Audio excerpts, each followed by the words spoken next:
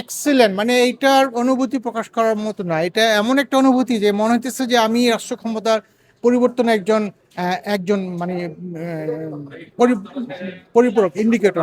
আমি একজন রাষ্ট্র ক্ষমতা পরিবর্তন করতে যাচ্ছি। কার হাতে ক্ষমতা যাবে সেটা আমি নির্ধারণ করতে যাচ্ছি, নির্ধারক আমার কাছে মনে হচ্ছে। ছাড়া ভোটটা তো একটা উৎসব।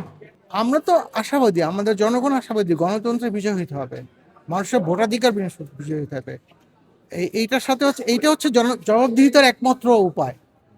এখন যিনি ক্ষমতা যাবেন বা যিনি সংসদ সদস্য হবেন, তার অ্যাকাউন্টেবিলিটি তো আমার ভোটের কাছে।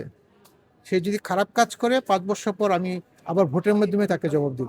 ব্যাপকভাবে একটা আমাদের সমাজে মানে ভাইরাসের মতো ছড়ায় গেছে।